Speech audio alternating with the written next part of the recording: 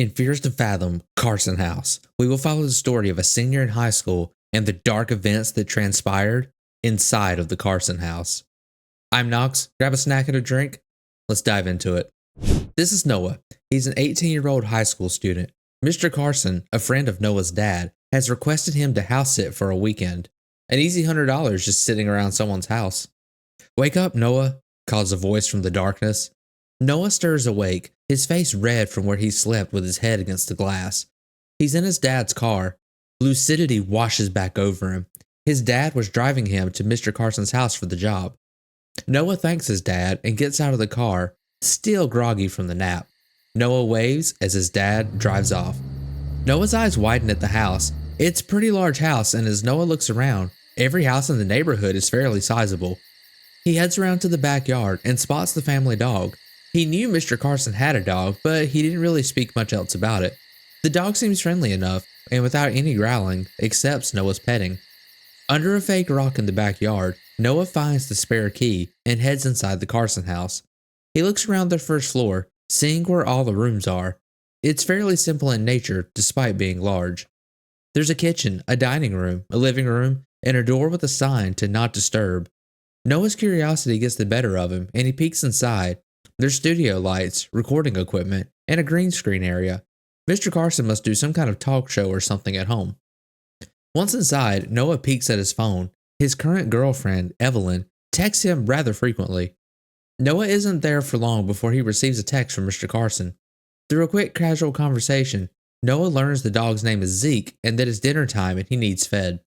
Being told the food is in the basement, Noah heads downstairs. The lights don't particularly work well. It's too dark and Noah can't see a thing. Basement and horror games. Name a more iconic duo. Noah tries to figure out how to proceed with no visibility, but then Mr. Carson texts again, informing him of the location of a flashlight. That makes things easy, Noah thinks to himself. Noah grabs the flashlight and heads into the basement. It's rather uneventful, and he finds the dog food without issue. After Zeke is fed, Mr. Carson texts again, asking if he can look at his computer that's been acting up lately. Apparently Noah's dad snitched that he's the IT kid of the family. He brings his school supplies upstairs to the office and settles in, taking a look at the computer. The computer gives lots of errors. Noah doesn't have to do much here. He runs a simple virus scan and it clears everything right up. He also does a quick internet search to make sure everything is working okay. Mr. Carson had mentioned he has an entire security setup with cameras. Noah looks and most of the angles of the house are covered. "That's pretty cool," Noah says out loud. It's not long after when Evelyn texts Noah about watching a TV show together simultaneously. It's not a show that Noah enjoys, not even a little bit, but he does so anyway, as we all do with young love. Mr. Carson unironically comes to the rescue though and sends Noah a shopping list, telling him to use the cash he has in the house and to restock the pantry and fridge. Noah sighs.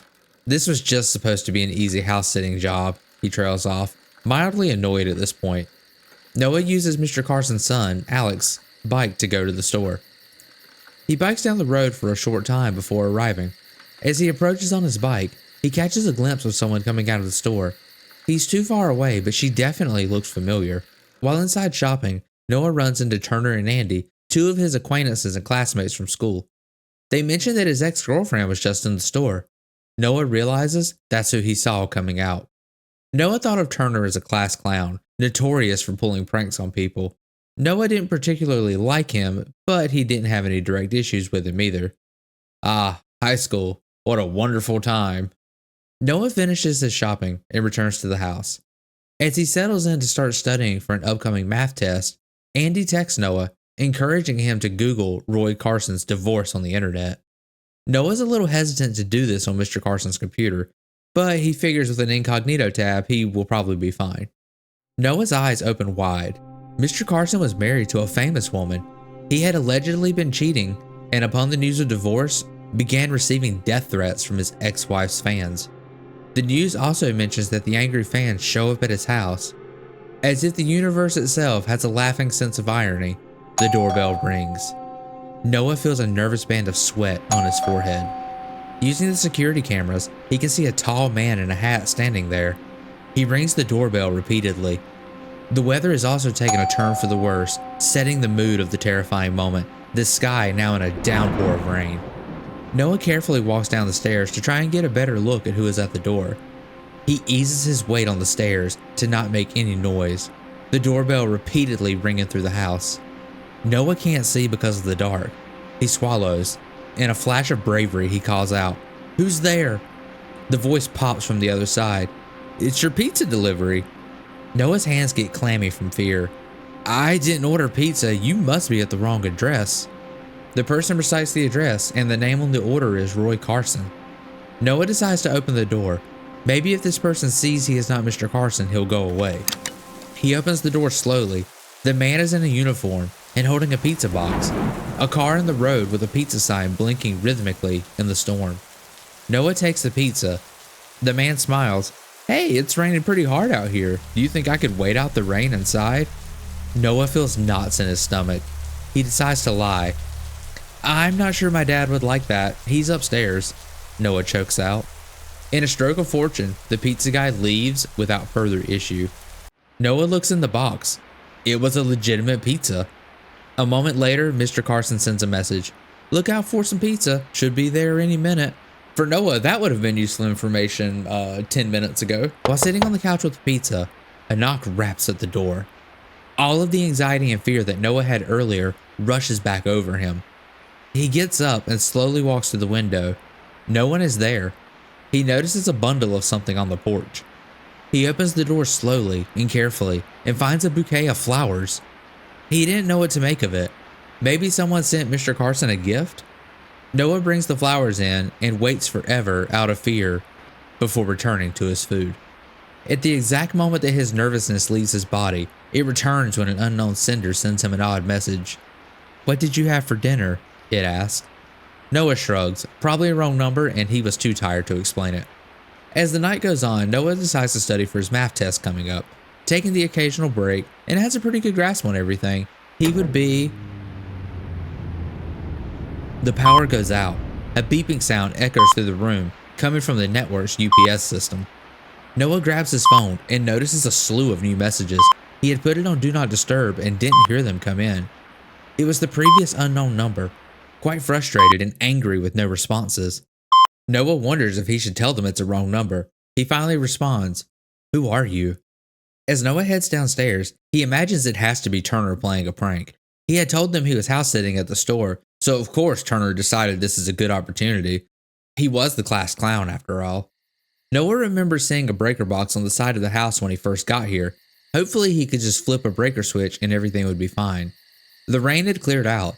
The air still had a steamy, moist feel to it. Surprisingly, the breaker box was a simple switch flip, and the power returned on. Noah let out a sigh of relief and returned inside. He was getting pissed at Turner. Angrily, Noah grabs his phone and texts the unknown number. "This isn't funny. I know it's you, Turner." Noah returns to studying. It doesn't last long until he hears something downstairs. In a haze of anxiety, he looks up at the computer's camera system and clicks on the kitchen. The oven is on. He didn't need the oven for anything, so he knows he didn't turn it on. He briefly sees a shadow move in front of the kitchen window.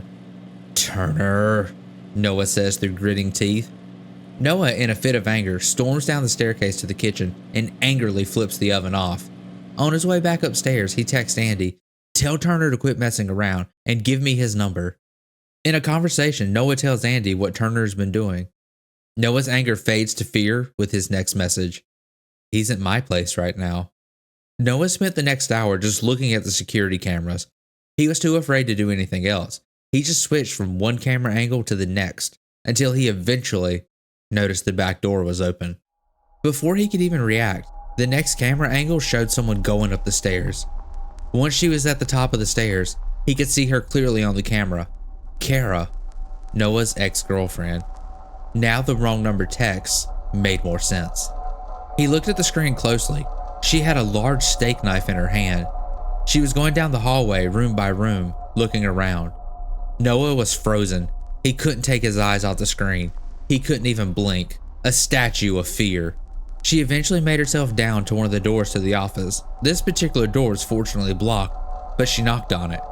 "Noah, I know you're in there," she called out. "Whatever's happening between us, we can work it out," she said from behind the door. "What do you want?" Noah choked out. "I know you left me for her," came Kara's voice. Noah could almost feel the vengefulness in the tone. "We deserve a second chance," she screamed as she started banging on the door harshly. In a moment of planning, Noah slipped out of the main office door and across the hall into the laundry room. He crouched by the doorway, covering his mouth to hide any sounds that may escape and betray him.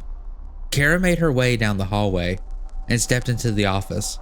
Noah could see through the window of the laundry room, the light from the outside reflecting off the shiny blade of her knife. Once she was far enough in, she called out for him. In a brief moment that felt like an eternity to Noah, he managed to sneak out of the laundry room and down the hallway. The creaking floorboard betrayed him, and he heard her react to his movement. He bolted out of the house as fast as he could, down the street. Noah didn't stop running until he was completely exhausted. While escaping, he had managed to call for help. The police arrived and handled the situation. He managed to survive. He recalls how he met Kara through a dating website. He didn't know it at first, but she was into hard drugs, and that led to their breakup. When she came to the house, she claimed to the police that she didn't actually intend to do anything, and she was just there to scare him a little bit. But it turns out she had been heavily under the influence. Noah, unfortunately, would have to live with this trauma for the rest of his life. If you like Fears to Fathom games and the story behind them, you're going to want to go over here and check out this video where I tell the story of Ironbark Lookout.